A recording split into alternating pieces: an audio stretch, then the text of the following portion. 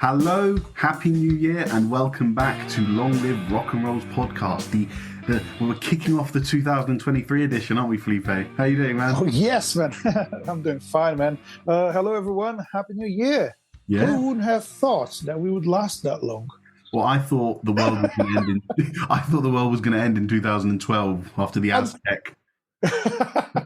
Or do you mean the podcast? Yes, I'm not talking about humanity. I'm just. I thought that's a very, very dark conversation topic to kick off the new year. Guys, humanity, we got to 2023. Well done. I didn't think we'd get past the 1960s. Humanity survived the 60s, survived the turn of the century, and the podcast has survived another year. Well, how come? In the end, man, I think it's really cool, guys. Well, again, welcome to the show, and just thank you for all joining us. We've got a very steady stream of listeners and downloaders and people who are coming back to the show week after week. And it's really nice because it is growing. It's funny because we get these odd episodes, we'll talk about some of the episodes later, but we get these episodes where we have some episodes where we have a steady stream and I can see the numbers are just staying the same. And then we've got episodes like the Elvis Presley one, the Brothers in Arms one, where for some reason Brothers in Arms has had hundreds and hundreds of downloads. Elvis is almost at 1,000 downloads. Just that episode. Oh, wow. The others, not so much, but they're steady. But then there's just one or two episodes here or there that just sort of fly off. So, I think that's what happens with those podcasts, and it's just like those episodes, the singles.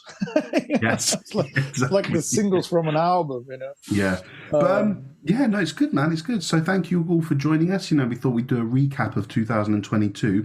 We haven't got any notes. We're just sort of having a conversation because, I don't know. I like this idea. We've been working quite hard recently, haven't we, Felipe, with the podcast. We've done a lot of research. We basically record once a week. We get together on a Saturday morning on Zoom. And we just record and talk about an album. Sometimes we do 2 episodes a day. So we thought we'd just take this one, introduction to 2023, do a nice recap of the year because a lot has gone on and we did a lot of episodes and a lot of albums. Yeah, we did 23 episodes, man. I mean, that does make one every 2 weeks, which is what we strive to do. But have you had a favorite point so far, Felipe? That's what I was thinking about it this morning. I was like, wow, it's so hard. I love the topic discussions we have about we had 2 episodes called When Dinosaurs Rule the Earth, which is about bands that keep going at an old age, which something I'm really keen to support those bands because I think it's amazing that people are still doing it. But I like those things. We did one episode about lineup changes in bands, like some classic bands that changed that had some big lineup changes but still carry on. Yeah. And I love those topics, right? We had Dash coming over. Daria came to join us for the Top 5 Rock Singers episode, which is a 2-part episode. I love those discussions, but if I need to pick one episode, do you know what? Tell me. Bo Diddley. Really? Wow, that's interesting. Why did you like that one so much? I'll tell you why. Well, because I think music takes us back to the places where we were when we were listening to the albums for the first time. The first Bo Diddley album, I never stopped to listen to the whole album. Right. Until we decided to do the episode. I knew the songs, I knew some of the songs, and that album is actually a compilation and in the first studio album he did. Yeah. So I was in Brighton having a day off when I was listening to the album for the second time to kind of prepare for the show and everything. And I recorded from Brighton from a hotel room. So every time I listen to the album now, and from now on, it will remind me of having a day off in Brighton, enjoying the sun,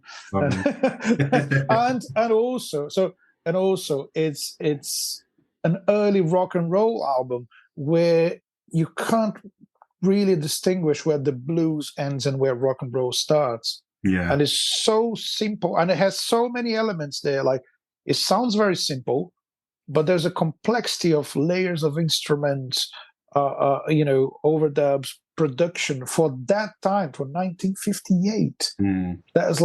That's so well produced and so well thought. So I think that one surprised me.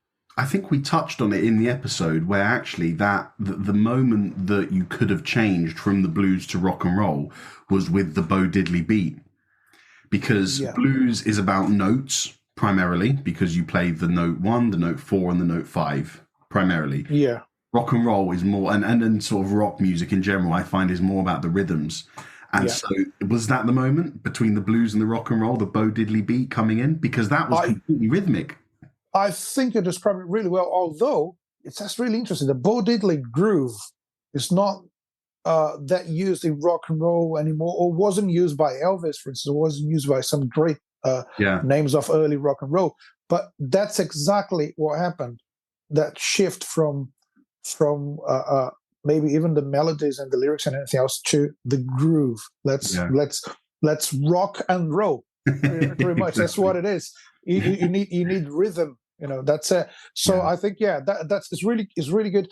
In the same I mean, in the same sort of vibe, I would say the Elvis Presley episode was really good to yeah, record as well, because it makes you think about early rock and roll. And Elvis was the guy who turned rock and roll into something very commercial and um, very easy to listen to. So yeah. regardless Accessible. of because yeah, it wasn't like so to listen to Elvis, your cultural background doesn't really matter. It's just straightforward fun. You just listen and enjoy. Yeah. And I really, really love the album. I mean, listening to it again. I listened to it when I was younger, but I th- like really, really cool. yeah, I think it's nice because what I love Elvis, but if you say to me put on an album for this car drive or whatever, I don't think I'd ever go there. I'd go where I'd go. I love '70s, so I'd go Sabbath, I'd go Zepp. Even of these episodes we've done, I'd do Hunky Dory. I wouldn't necessarily go back to the '50s, but it was really important, I think, for me to hear this progression, like you said, the definitive transition from blues to rock and roll, both with Bo Diddley and Elvis, doing what they did. Elvis taking the gospel and the rhythm and blues that he was sort of surrounding and immersing himself in, and just translating it and transitioning it into what we just knew as out and out rock and roll. I thought it was really important. And it shows you how everyone was borrowing, to put it lightly, Yeah, from everyone else, because Elvis wasn't a songwriter; he was recording someone else's song. And Bo Diddley had loads of musicians who had their own careers yeah, playing with him and playing some of their songs as well. So mm, so everyone was borrowing or stealing yeah, from someone else, and that's how rock and roll came about. yeah, You're getting someone does something interesting, you try to do the same thing, or you record that person's song and then move forward. But I want to mention another episode that's completely unrelated to these two. So how come you go from that to Thin Lizzy, right? That was one that surprised me a lot, because I wasn't. Um, here's why I'm picking these episodes, because I think the main thing for me for the podcast is having the experience myself of discovering albums. We're trying to encourage people to look back to the past and listen to early rock and roll, to prog rock, to pop rock, modern rock, everything. So, but we're doing it ourselves. yeah, That's the thing. We're not claiming to be history of music specialists here. We're going back. We're analyzing those things. We're listening. We're doing our own research, and we're not simply trying to stay in the comfort zone and talk about the albums we know really well. We're digging deep into stuff that we never heard before. And Thin Lizzy, I only knew a handful of songs, and funny or not, they're not popular in my country, so not to the same extent they are in the UK. yeah. So I had to do a proper research, and I was really amazed by how creative those guys were, and how diverse is the material they wrote. It's bloody insane. Yeah, well, that was actually, that's my favorite episode of the year, Thin Lizzy. I remember saying on the episode, I just had the best time listening to all their stuff because of what you said. The pure variety and wide array of genres and styles that they incorporate into their music. I mean, obviously you heard it on the episode, but just from the top of my head, the R&B, blues, metal, funk in the way, pop, Motown, everything incorporated into one. But what's funny is that the first genre that comes to my head. Sorry, one of the first genres that I wouldn't associate them with. If you said to me pick a genre for Thin Lizzy, I'd say hard rock, I'd say rock, I'd say classic rock, I'd say blues rock, whatever, R&B, whatever. I wouldn't say heavy metal. But since the Thin Lizzy episode, what I've actually started doing, and this is my huge goal for the year, is I am studying the history of heavy metal. I've bought loads of books. I'm reading loads of stuff online. It's very cool, yeah.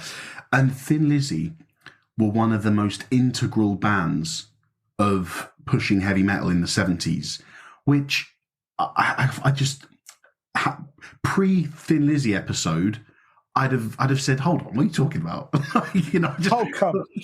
But we won't go into it. This isn't another Thin Lizzy or a heavy metal episode, but what they were doing in their guitars, the driving bass and drums, the driving rhythm section that we had, they were doing so much for heavy metal during the 70s. And me being exposed to that this year, doing that episode. Do you remember I said to you, we had it scheduled to record on a Saturday, and I said, Felipe, excuse me.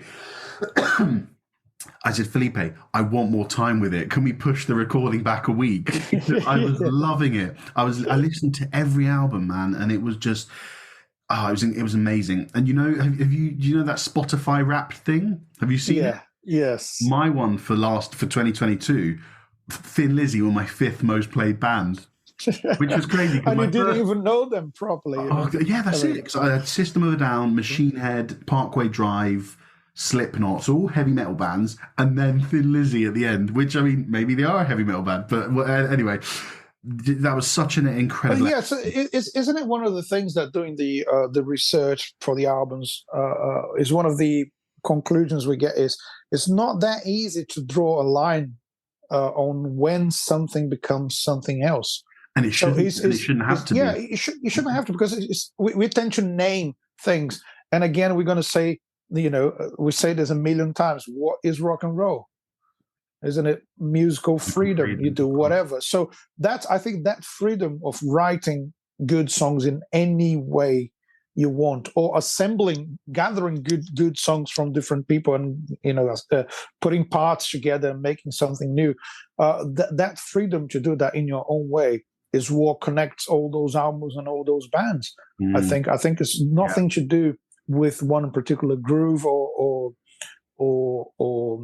melody or scale, or it's about do whatever. A larger movement. Exactly. Yeah, you're free to write. So, because think about it, just comparing the albums like Brothers in Arms and Aqualung, or Van Halen's first album. Is it the first? Yeah, we did the first album. Yes, we did. So compare those albums. Well, they're not really that similar, but they all give you that good feeling of like that's proper music. Yeah, it's such a good point.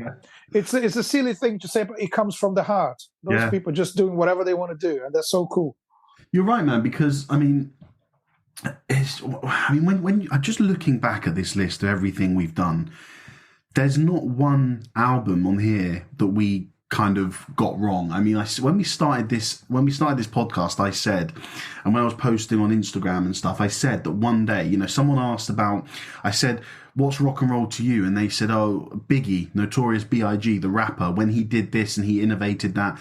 And I said, one day we will get to that, because I would like to. One day I would love to get so far to have a look at what this guy did for rap and hip hop music. It's quite far away, but I'd like to get there one day. But my point is that we've explored so many genres within the scope of rock, prog, rock and roll, pop rock, Brothers in Arms, maybe. I don't want to sort of mislabel it. Metal with Sabbath and Metallica, hair metal with Van Halen, pop with the Beatles, British rock with the Animals, Audio Slave, modern metal, modern rock. Yeah, they're all rock and roll. They're all rock and roll. We haven't gotten a single album choice wrong.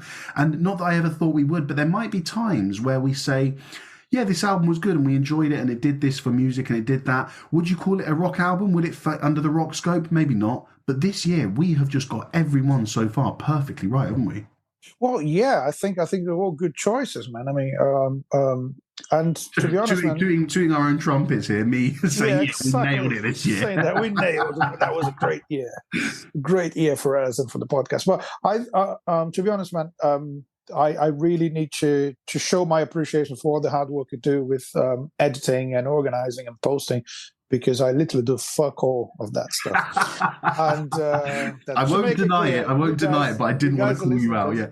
Yeah, just the listeners have to know the truth, which is I only turn up and talk shit whilst Laz is actually doing all the hard work behind the scenes. Felipe's the celebrity. I'm just the guy who does the work. Yeah. No, but it's a pleasure. Celebrity. Yeah, it's a pleasure. No, it's just really enjoyable. I mean, it's tough because there's so much work that goes into this, and I'll be completely honest with you, man. It's a mindset thing, all right? Saturday morning, so you've got a week of work, Monday to Friday. Saturday morning, when I wake up and know that we've got a podcast to do, I'll be completely honest, because you deserve it and the listeners deserve it. I kind of think, podcast, well, it's great, but it's just Saturday morning. I just want to sit and put something on the TV. But bro, every time we finish, there's a smile on my face, because what it is, it's Saturday morning, I've got to do something. There's an expectation on me. It's a task. Yeah. It's a task. But every time we're done, bro, it, I finish with a huge smile on my face, because every episode we do is just, I have so much fun, because I do a lot of research, but you do it too. And so you tell me stuff that I don't know. And I come away thinking, wow, yes. I fucking love it, honestly. So yeah, thank you for your words. It is honestly a pleasure to do this, because why? Because I feel like we're delivering something worthwhile. I feel if there is a 12-year-old kid listening to this podcast who has never heard of the animals, if there is an old man... if there's a 12-year-old kid... please forgive us for the swearing words. Yeah, sorry. I'll just put another one out. Fuck. Yeah, fuck it. Shit happens, right? But if they're on the same way, if there's an old man who listens to this podcast who never checked out the animals, but you did now, even just if we influenced one person to go and check out something new this year, then I'm thoroughly proud of that and happy. So thank you for your words, bro. I really appreciate what you do as well. You come prepared. You come with loads of ideas and stuff to bring. I mean, guys, just so you know, when we do this, Felipe sends me about 30 albums a year that he fancies doing. I do 30 of my own, and then we just kind of schedule them. Okay, let's do this one here, let's do that one here, and then we do a topical discussion every now and then. So it's a combined effort. Yeah, yes, I do put all the legwork in on the computer and the admin, but this is a show that is brought to you by both of us. So yeah, thank you for joining us and being a part of 2022. Yeah, thanks everyone. Yeah, for being part of this.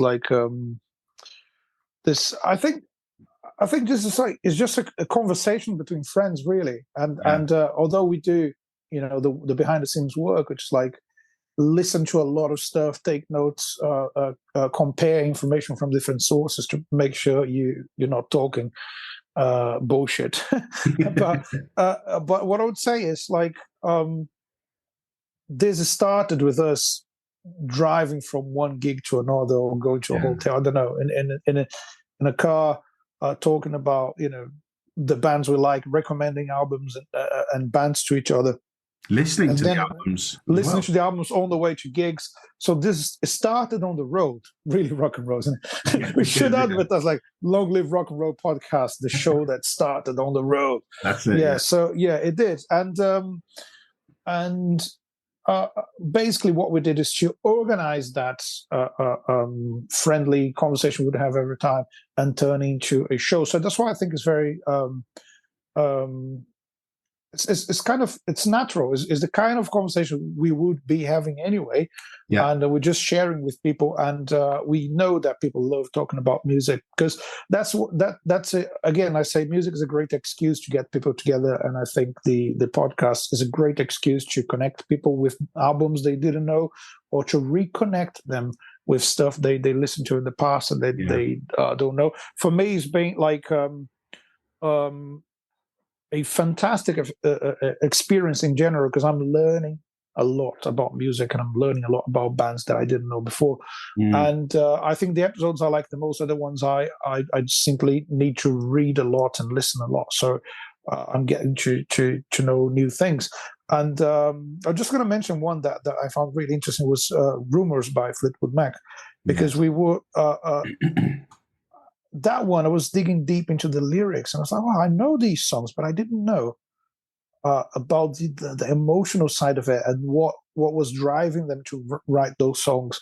And so many stories about the studio and how they put parts together, how they came up with sounds and the whole mixing and mastering, all this stuff. So I was reading about that stuff, and I could picture them in studio, right? And I was thinking about this album, and then we got the very sad news that rock and roll has lost one of its icons, isn't it? Yeah. So unfortunately, Christine McVie, she died last year. Towards the end, it was kind of, I think it was late November, early December, wasn't it? So that's tragic. I mean, I think rest in peace, Christine McVie. Obviously, that song, Songbird, I still stand out of the album for me, and I know it's a different kind of song because it's just a person and a piano compared to the full band, but I don't really care. That song brings so many emotions to my heart. Gives me goosebumps every time I listen to it. It's such a raw, emotional, heartfelt performance that, she was a huge talent. And as you remember in the Fleetwood Mac episode, happy to say that I don't know Fleetwood Mac. I haven't listened to anything except Rumours, but the impact that one song and that one performance had on me, for that, I've got to be grateful for Christine McVie on its own. Forget the Rumours album, just that song. But the interesting thing you said there was the lyrics, because one thing that I'm guilty of, I think if I track this back, the very simple answer to my question is I listen to a lot of heavy metal music with a lot of screaming. So the primary thing that I'm listening for is never lyrics. And I think that's just sort of something that's ingrained in my head, because not 9 times out of 10, because I'm pretty good at translating what screaming people are saying. I've had a lot of experience. That's a skill in itself. It's kind of like, because it's not so easy. Right, I can hear a riff and I can hear notes way easier than I can hear what the person who's screaming is singing. So naturally, over the last 10 to 15 years of my life, I've just been drawn to the music. So when we do things like this, Rumours, I'm just going to pick at these 3, Rumours, Hunky Dory, and Rubber Soul. Even when I was listening to them, the first thing I listen to is the music. And I love melodies, I love chord progressions, I love drum beats, I love bass lines. So that's what I focus on. But a hugely positive impact from this show to me is that you are always so on it with the lyrics. You always come and you say, oh yeah, here's what the lyrics are of this song. And so that's really opened up for me the avenue that, hold on, an album is more than just music. It is so important, because the artist is trying to get a message through. And I found that, and I actually did. Do you remember I did loads of lyric research for Rubber Soul? Yes. And it actually led me to draw the biggest conclusion I did for the album, which was, if you remember, I think it was episode 22, Rubber Soul. The conclusion that I drew for the album was that this is the first time the Beatles were unleashed. Because they weren't just singing about boy meets girl and are falling in love, going to the high school dance, whatever. It was about them. It was about failed relationships. It was about this. It was about that. And it was only because I deeply went into the lyrics that this album kind of stood out to me. And you see how the instruments relate, how all the instrumentation relates to the lyrics, isn't it? Yeah. And just on the lyrics thing again, it was hugely important in Hunky Dory, seeing where he was in his life, because I think, what was the quote that someone said? A man struggling to deal with with the world at the moment, or something. That was one of the reviews of Hunky Dory. Just so hugely important. And then again with Rumours, an album that in place was really lovely to listen to. The songs like Oh, I can't remember them now, but a couple of the songs that are really upbeat, nice songs with agreeable melodies, lovely chord progressions, but it's about like the breakup and divorce of two Yeah. people. So it's tragic, but If you don't consider that, the song has a different meaning, which it can have. You can listen to a song without paying attention on the lyrics, yeah, and you think it's about something, and then edit something else. yeah. But it's so cool when you understand the deeper meaning, behind everything. And yeah, lyrics are a big part of it. It's always been one of my biggest interests in music, is to understand lyrics and understand. Can I ask you a question about that? Yeah. I was just going to ask that because your first language is Portuguese, because a lot of music I imagine you grew up with, like Beatles, like the Rolling Stones, because they were singing in English, did you feel like you wanted? Do you feel that That was your passion for going into the lyrics has come because you made the effort to learn the language, so you should make the effort to try and interpret the lyrics? Did that happen at all? that's exactly what it is. Oh, really? Or at least this is a really big part of it. Basically, the first rock artists I was listening to were Brazilian artists. Like I would mention a guy called Raul Seixas, a great songwriter, Brazilian, and is so I was listening to Brazilian rock music, and obviously my dad was a big influence, and my stepdad was a big influence in terms of music. And through them, I got in touch with Creedence, Beatles, Zeppelin, Pink Floyd, Nazareth, Emerson, Lake and Palmer, Simon Garfunkel, Dire Straits. So for my both dads brought me all that rock and roll stuff, and I was like listening to the grooves, listening to the melodies and all the stuff, but I obviously didn't get anything that the singers were singing about. So that is interesting, because when I was really young, I was in love with the music, with the beat, the riffs, the vocals, but I didn't understand what they're talking about. And I'll tell you something really funny. I had all Dire Straits CDs, right? So I had the whole discography in CD. So with the proper, with the proper booklet with the lyrics and all this stuff. So I knew, I swear to you, every single lyric of every single album by heart, but I had no idea what they meant. And there wasn't Google Translate at the time, so I could sing along with Sultans of Swing, which is not really straightforward English. You think about it, the way Knopfler sings, it's not like, it's not that basic. There's not English for beginners. But I didn't know what he was talking about. Yeah. And after I started learning a little bit of English, I was like, wow, what a great story. Yeah. And now that I'm living in London, some of the stories, like from Dire Straits songs, about like walking down Shaftesbury Avenue and stuff like that. You're properly connecting. Yeah, and the same with any of the artists we mentioned and any of the bands like Deep Purple. Deep Purple, the lyrics are quite, they're good fun, isn't it? They're not. They don't take themselves seriously in terms of lyrics. But all those bands, when I started understanding English, I went back to and there's a really funny moment when the information just clicks. Because you know the lyrics, but you don't know what they mean. And when we learn the language, that's what they're talking about. So yeah, it has always been a big thing for me to get into lyrics. And also, I used to write the lyrics for my own bands back in the day when I started. So I was the official lyricist for all my originals bands when I was young. So so yeah, it's a big thing for me. I love lyrics. I love I love trying to understand what's behind someone's ideas. And it's so important, like I said, just understanding the headspace they're in when they're writing some music. But so we talked about the news of Christine McVie. I mean, I thought it'd be actually cool to do a little, just some other news-related stuff of topics we did this year. So, for example, we did the Metallica episode. Metallica have just come out with a new single. And they're releasing a new album next year with a huge world tour. It's quite interesting, actually, because the new single sounds like it was from it sounds like it could be from their first album. They've gone back to that speed metal thing of playing really fast, not overly complicated, but it's a really cool track. And I didn't love it at the start, but it's kind of grown on me. And they're releasing a new album next year called 72 Seasons, which is interesting.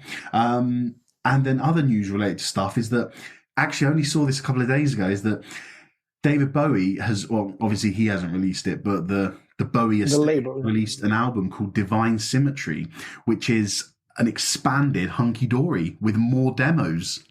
Oh wow! Yeah, so Nice. apparently you're going to get even more demos from the Hunky Dory era. So any of you who loved Hunky Dory, go and check that out because that came out very recently. Yeah, 25th of November actually. So full box set. I think it's got the Hunky Dory album as well as loads of previously unreleased demos from that one. So I thought that was cool. But yeah, man, Yeah, go on, go for it. no. It's interesting to see those news about old bands, and we did talk about Metallica when we were discussing the Dinosaurs. Yes. Like those bands that carry on despite their age. And I think there's something really, really cool about Metallica. They actually had a really emotional moment in Brazil when they were touring, wasn't it? That We James, spoke about it in the episode, yeah. Yeah, James Hetfield was going through some mental health issues. It's kind of, and loads of it apparently is related to age. So it's just struggling to do the things he's supposed to do. Can I talk about this? Let's check this out. So, some really, I want to call it weird. Maybe this has been done before, but I've never seen it. With this, Metallica did, it was awesome, so it was really cool. It was around the end of November as well. They announced a new single, a new album, and a world tour. The world tour is very interesting. They are going to, I think it was 26 different cities, Europe, America, Canada, South America as well. But what they're doing, unlike previously where Metallica would have done, I don't know, 1st, 2nd, 3rd, 5th, 6th, 7th, 9, 10, 11, 12, 13, of a month, they're doing 2 dates in a city with 1 day in between.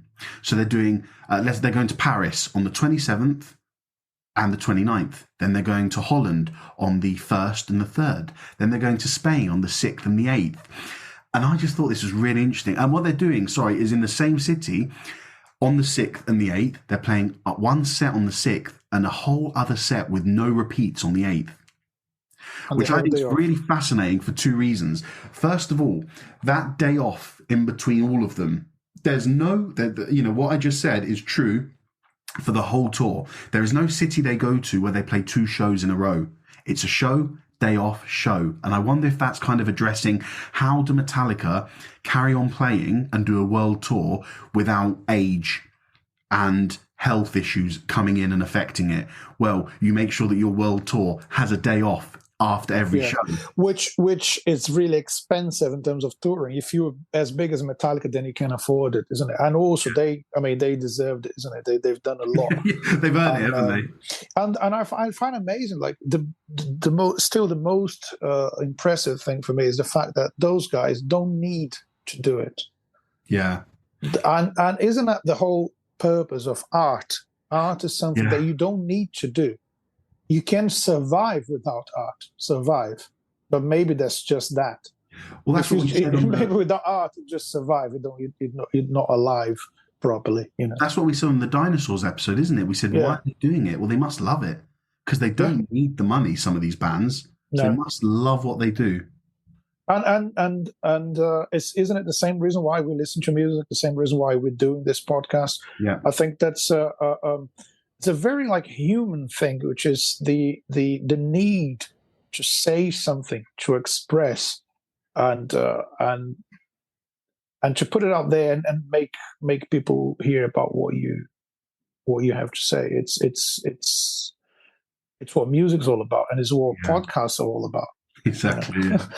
It's do you know what I was going to say, just to change the subject, but so you guys know, on the Christmas episode I was a bit cheeky in how I had to arrange the episode, because with my Christmas song, I hope you all enjoyed it, by the way, with the Christmas song, it wasn't ready in time for when we recorded the episode. So me and Felipe recorded the speaking bits, and then I said, and here's going to come the song. Well, then a week later, the song was ready, so I was able to insert the song afterwards. But Felipe, you actually heard it now. Do you want to give the listeners your thoughts on my Christmas song? Man, the joys of Christmas Day? The joys of Christmas Day. I think that's there's a potential Christmas hit in there. I know it's a very simple production so far, just piano and vocals, which is pretty cool. So it shows the the power of the composition. Let's put it like that. So it's really cool. Lyrics, So the lyrics. I think, well, this challenge started with me saying, so if you think it's easy to do a Christmas song, go on and do it. And you did. Well, the next challenge. Question for you: was that easy? I think it's on a. Well, do you know what? I'm very good with words and lyrics, so the lyrics flowed naturally. It was just the music was harder. So yes, you know what? It wasn't easy. Put it that way. I spent a lot of time on it. So yes, I admit defeat. A Christmas song is not easy. Mariah Carey, George Michael, Wham! I'm sorry. It's not easy. It's fine. I hold my hands up. Anyway, we made the promise for a year and a bit ago now that I would write a Christmas song. And on the Christmas episode, as I said, the promise for next year is that I'm going to release the song properly with a full band, choir if I can get one, and try and make it sound as good as it can. For those of you who don't know, because I don't think I posted much about this on the social pages, I actually released the Christmas song and to my friends and family and asked for a £2 donation to give them access to the song, and all the money went to a homeless and hungry or poverty-stricken charity, so that on Christmas Eve, homeless people in Birmingham were able to have a Christmas dinner, 3-course meal, and the money went towards that, which I thought was really nice, because obviously it was a challenge, but some good came of it, and I'm going to do the same next year. So keep an eye. I mean, I know we're 11 months away, but keep an eye on the socials, because next year, when I'm done fully with the song and have it properly produced, I'm going to do a bigger campaign, try and raise more money. Who knows, man? Maybe I might get in touch with some radio stations and just say, I think you need to think big. We should get Mariah to sing this one. Mariah Carey, I know you're listening to this podcast. Listen, Mariah, why wouldn't you? Listen, Mariah, we've had enough. The world has had enough with your last song. Come and join us on this one. This is going to be the next big hit. I think it should be her and James Hetfield sharing vocals. I think because Can you imagine the numbers of people that would reach? Hold on, Metallica times Mariah Carey. Metallica meets Mariah Carey, written by some guy from Warwickshire. Yeah, who the hell is Laz Felipe? That's the name of my book. Then after I become famous, that's what I title my biography. Who the hell is Laz Michaelides? But yeah, so just a little update, just to let you guys know what was going on and what's going to be on next year for the Christmas. So expect big things. But yeah, man, anything else you want to touch on 2022? Honestly, I'm very grateful for the whole year and for being able to carry on with the podcast. It's been, as you know, on a personal note, one of the busiest years of my life professionally. So this guy is a monster. Listeners, just so you know, this guy, we just chatting before, your year, you kind of averaged a gig every day last year. Yeah. Because I had a few months I played 27 gigs, but a few months I played 32, 33 gigs, something like that. Insane like that. Sorry for the 12-year-old listeners, but I'm going to say it. Fucking hell. Jesus fucking Christ. Yes. A gig every day on average. Give or take. On average, give or take. So basically, that is crazy. It's about 12 to 15 hours of teaching every week, plus 6 to 7 gigs, plus the podcast, and plus I'm writing some ebooks for a music business company in Brazil, plus working with a friend developing a course, for music teaching stuff. So there's a lot going on in my personal life. So I haven't said it. So why am I saying all this? Because in the middle of all of this, my personal biggest challenge was to not stop doing the things I really want to do. And the podcast was like right on top of the list. We had to sometimes postpone or cancel recording sessions because I had times when I said to you, listen, I've done my research, I'm prepared, but I'm so tired. I can barely speak and talk about stuff we need to talk to. Can I do it tomorrow? Can I do some other day? But we managed to carry on. And that's, I think, I kind of want to leave that as a message. If you have any project that you want to do and you started and you feel like it's too difficult or you got so much to do, just carry on. Try, keep doing it, like slowly, step by step. This is what we did with the podcast, and it's alive. What's going on? It's, it has survived all of this. No, you're right, man, because I mean, you touched on your personal stuff there, and sort of well done for you in your year, but it's been such an up and down year for myself as well. I mean, I don't think listeners know about what goes on much in our personal lives, but I started 2022 off as a almost full-time professional musician.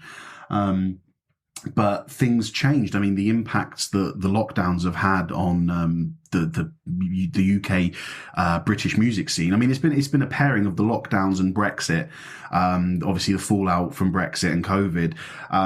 The industry was just completely, and it still is in a terrible place for live music. And it got to the point where I couldn't afford to live because music was not paying well enough. So I did. If you're not in London, you can't do it. That's the truth. Yeah, and the thing is that I did the thing that no musician wants to have to do, and said, listen, music has become unaffordable. So I sort of stopped the music I was playing, and I went and got a full-time job. And it's one of those things that having spent so many years training to become a professional musician, there's a sense, especially towards the end of last year, where I was embarrassed to say, I don't actually do music anymore. I got a 9-to-5 job now. But happiness, man, I'm so fucking happy right now. Like, the money I'm earning is really good, and what I'm doing on the side, this is it, man. The podcast has kept my music.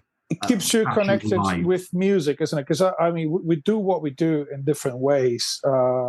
Like, as I said, if you're not in a big city like London and you're a musician, it's a really, really difficult situation all over the UK, and I think in Europe and some parts of America, South America as well. But those are the places I know. I'm in touch with people from those places, and every musician had a difficult couple of years. Yeah, and I happen to be lucky enough to be in London right now, where the music scene is still alive, and it's still. We had to chase for gigs like everywhere, find every possible gig. That's why I'm like in Soho right now, because it's the only place where I feel like I can make a living out of music. But it's funny that you found your way out of the crisis and the financial problems by doing whatever you need to do. The interesting thing is, we kept this going. Never as a side project. Yeah. It's like, I do this, but I got the podcast. I think it was always a passion. It was always something that we wanted to do. You're right, man. Yeah, and since then, I mean, for those people who love heavy metal music, towards the end of November, I started a YouTube channel with my wife called Minds of Metal, where it's kind of like what we do here, but it's just way more heavy metal dedicated, and it's visual. So this is a podcast as you're listening right now, and the thing I do with my wife is visual. It's on YouTube, and she kind of runs the channel more. So check it out. This is pretty good.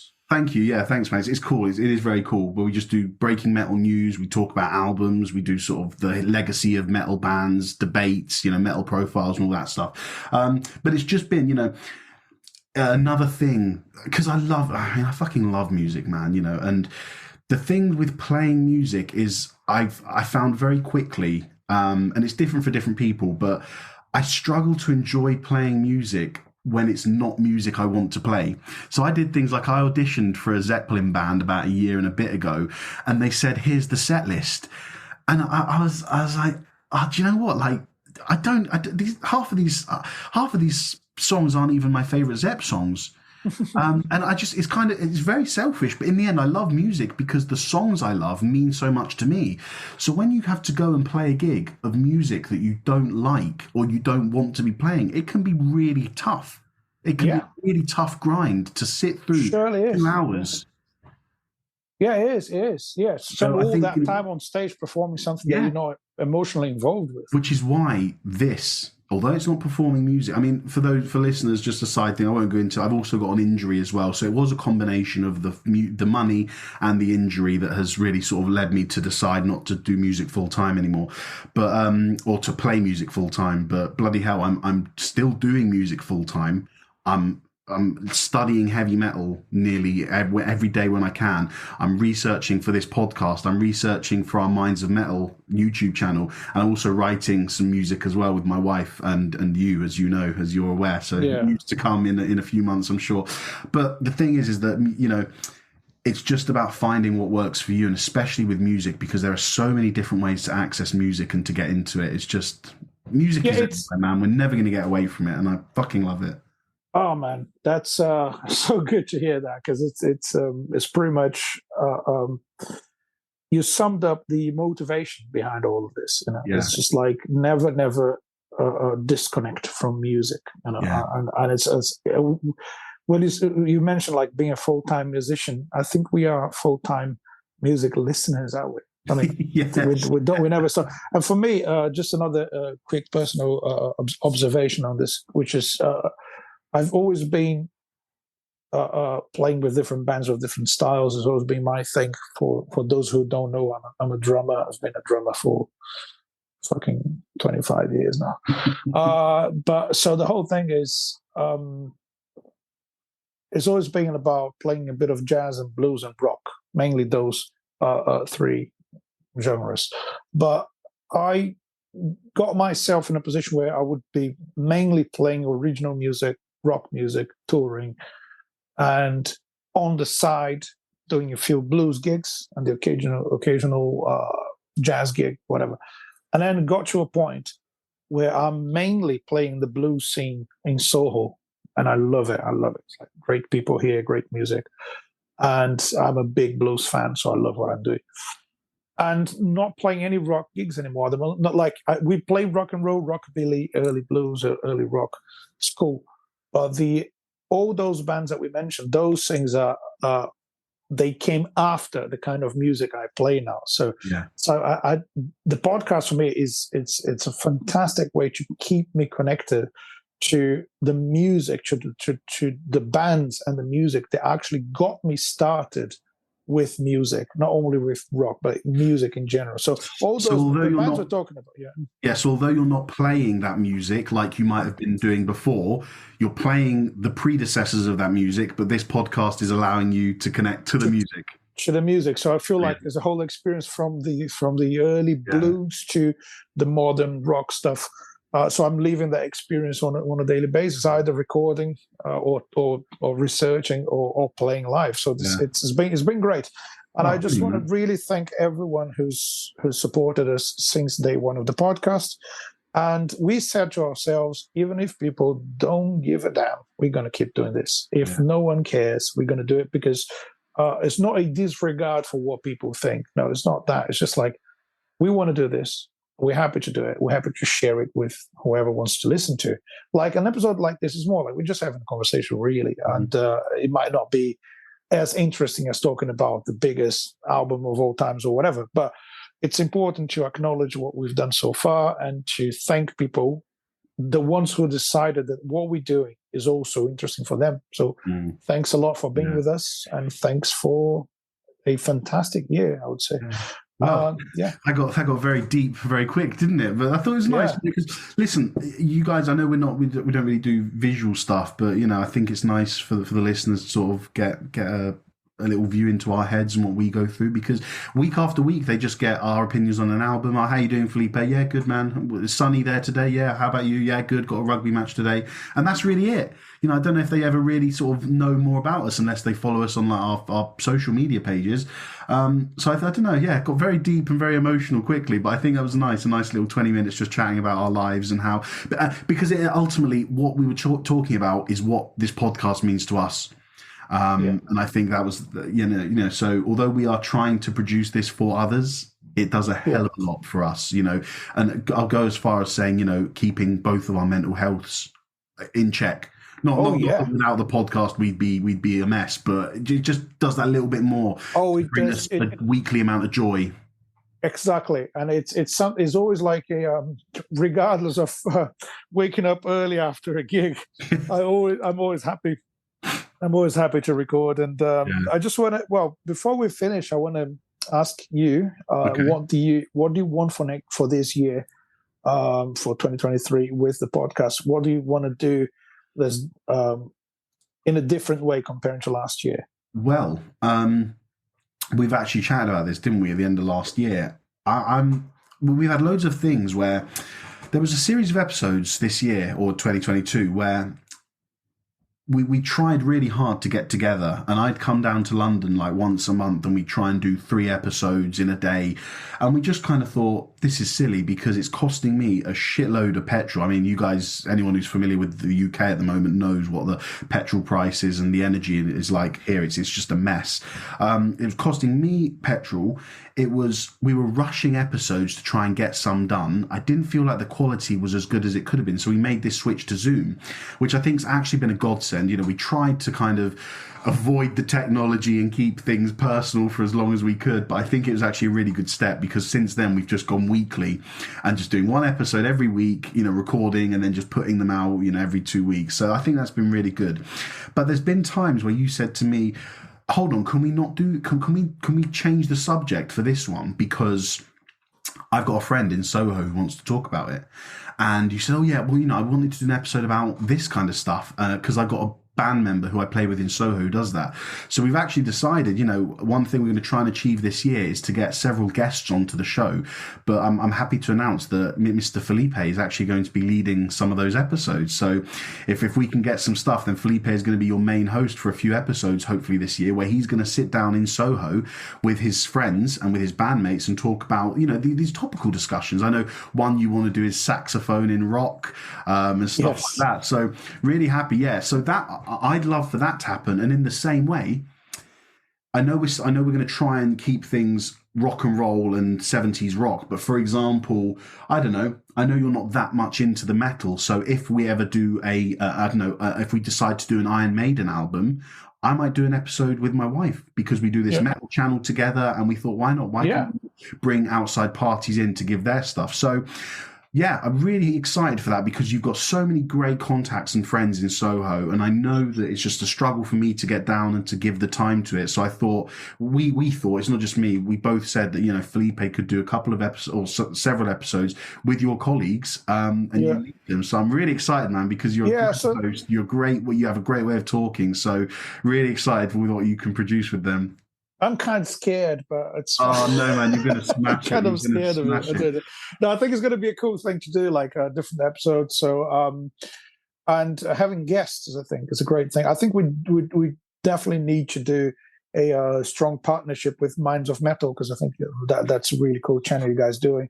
And maybe do some stuff with, you know, other musicians, other channels, other podcasts. I mean, why not? I mean, apart from having Mariah Carey singing on your Christmas single next year, and Hetfield. And Hetfield. I want Joe Rogan to join us as a guest. You know, instead of, you know, I wouldn't go to his show. I think it's overrated. I like him, but I don't think, I mean, he deserves me going all the way to America to talk to him in person, but he could come here and join us for one episode. You know, we deserve him, yeah, we deserve him in our show. Come on, Joe Rogan, I know you're listening, so come and join us. But yeah, no, that's really cool stuff, man. Really cool. And yeah, if we get a metal album that will do like an Iron Maiden one or a later Sabbath one or whatever, then we'll do that. We'll do that collaboration with Minds of Metal. Maybe we can film it and record it, and then it goes out on the Minds of Metal YouTube visually and the podcast orally. So we could try. I'm really excited because you are a great host, man, and the way you talk and the conversation topics you come up with, they're really, really cool. So I've got no doubt that you're going to produce. Oh, please just stop. No. What? Just stop. No. Am I piling on the pressure too much? Thank you. No, that's fine.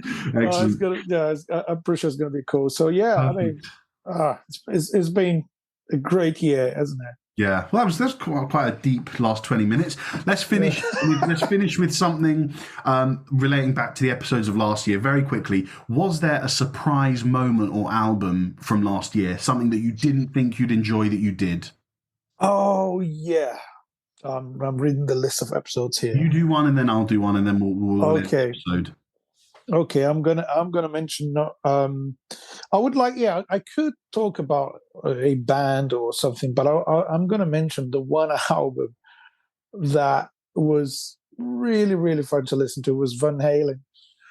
That was so much fun, wasn't it? I wanted to dance. I want to start like, it's just some music like that. It makes me want to break things, like break a guitar, and and jump.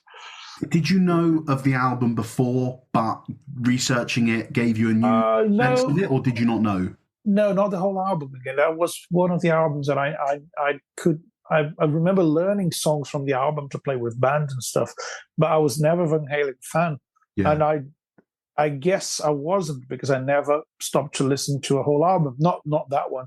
And it's so good to listen to a band on their first album playing something there's like that defines who they are, because there's nothing beyond that first album, first thing you've done, and you got to smash it on the first album. Otherwise, there's not going to be a second one. So they did smash it, didn't they? They did smash it. Yeah. Well, that was fun for you.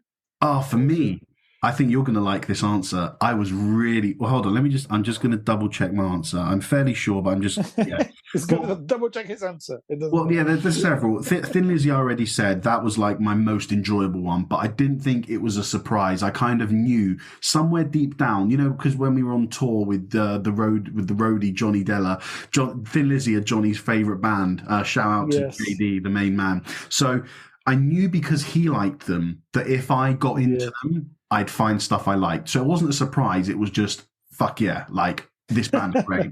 The surprise was...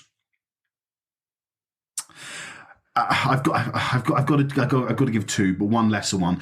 Really pleasant surprise with Brothers in Arms, Dire Straits. Never thought I'd enjoy them, but I read that as an album was great. But the number one, Aqualung. Really enjoyed it. I didn't know much of Jethro Tull, but I knew they were proggy. I knew the flute stuff. I listened to that song Living in the Past, and I played it when we were studying at uni. So I kind of had a little idea about what was going on. And I just did not expect for an album like that to have such an impact on me. And again, lyrically, as well as musically, the themes of the god and his religion and his childhood just married up really nicely with this kind of hard rock, proto-metal, prog music that I really enjoyed. So that was one of your ones. So yeah, thanks for that recommendation, man. That was a hugely pleasant surprise and really enjoyable.